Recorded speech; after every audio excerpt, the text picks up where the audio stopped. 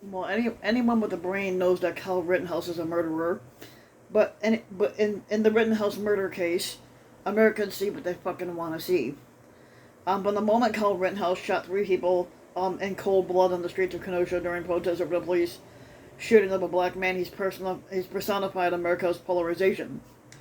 Now, the 17-year-old murderer from Illinois at the time, I think he was 17 at the time, the 17-year-old murderer from Illinois who carried an AR style rifle and idolized the police was cheered by those who despised the Black Lives Matter movement and the sometimes destructive protests that followed George Floyd's death. He was championed by pro-gun conservators who said that he was exercising his Second Amendment rights, which he wasn't, and that he was defending the cities from Antifa, which is an umbrella term for Democrat militants. But Antifa wasn't the one that stormed that place.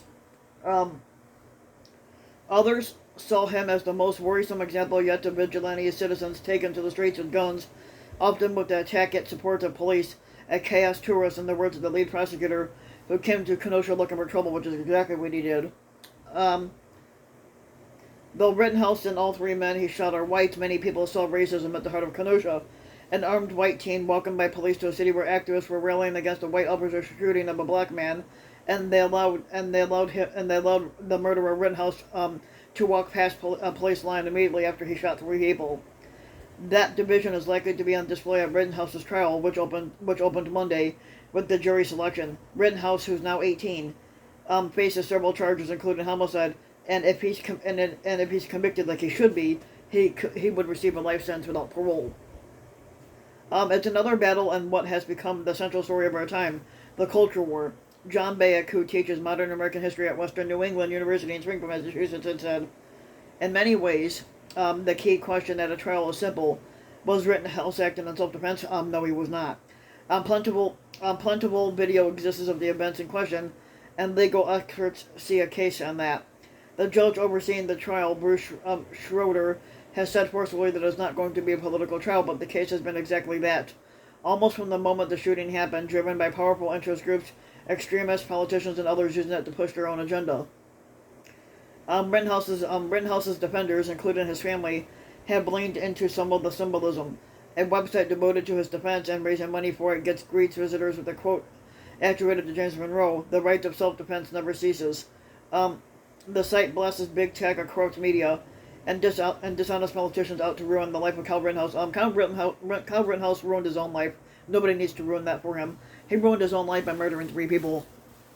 Um, and the merchandise before vendors backed away. And they had the site briefly sold branded free Kyle merchandise. Basically it should have said Rittenhouse. Ryan Buss, a former firearms industry executive who is now a senior advisor at the gun safety organization Giffords, which was founded by former U.S. Representative Gabrielle Giffords, who was shot in an assassination attempt in 2011, said that he's worried that Rittenhouse will become some heroic martyr. I'm worried about empowering more actors like him who think it's glamorous to go kill somebody with a rifle.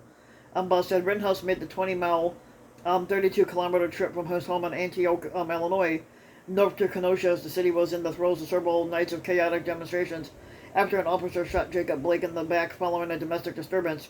At least one call had gone out on social media for armed citizens to respond, although Rittenhouse's attorneys say that wasn't what brought Rittenhouse to the city. Yeah, it was. Videos taken that night show him with his first aid kit at his side, along with his rifle, bragging about his medical abilities, which he probably doesn't have. But the videos also shows police appearing to welcome Rittenhouse and other armed citizens, including handing them bottles of water. Later in the evening, a video shows a man named Joseph Rosenbaum chasing Rittenhouse in the parking lot of a used car dealership.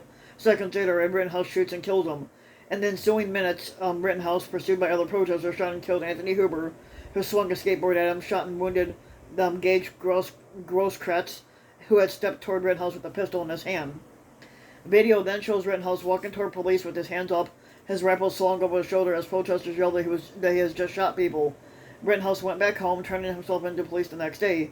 The day that Rittenhouse was arrested, Democratic U.S. Representative Ayanna Pressley of Massachusetts tweeted that the shootings had been committed by a white supremacist domestic terrorist, which is exactly what Rittenhouse is. Rittenhouse's defense team pushed back against that, saying that Rittenhouse isn't a white supremacist. Yeah, he is. And he wasn't aware of any hateful rhetoric on social media about the Kenosha protests. Yeah, he was. The Anti-Defamation League found no evidence of extremism in a social media accounts. Yeah, bullshit.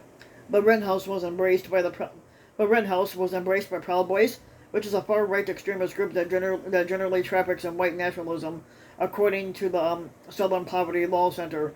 The group's chairman, Enrique Terrio, and other members have been shown wearing t-shirts that say, Cal has did nothing wrong. Yeah, he murdered 3 people, so that's wrong. And soon after being freed on bond, Rittenhouse was photographed at a Wisconsin bar with people who flashed a hand signal associated with the Proud Boys, and they sang a song that has become an anthem of the group, and Rittenhouse joined right along with them. The fact that Rittenhouse wasn't a member of any extremist group before the shootings doesn't matter now, given how he's been embraced by them, said Alex Friedfeld, an investigative researcher for the Center on Extremism with the Anti-Defamation League. He said extremists will be looking to turn the trial to an advantage. Some view the mere fact that Rittenhouse was charged as evidence that courts in the system are stacked against conservators or that the system is biased against white people. Friedfeld said, it starts to kind of lay the groundwork for the idea that people need to tear down these institutions, and the system is broken and needs to be changed, which requires action, he said. But Bayek, the historian, called the Rittenhouse murder trial a moment for reality TV, and said that the entire case takes its place amid one of the nation's most turbulent periods and generations. And we have to link this into January 6th, he said. We have to link in military groups across the country and anti-mass protests, school board protests, whether it's Kenosha or Minneapolis or the entire state of Florida. These debates over the role of government and the role of law and order. These are deeply unsettled in America right now in a way that they haven't been since the 1960s.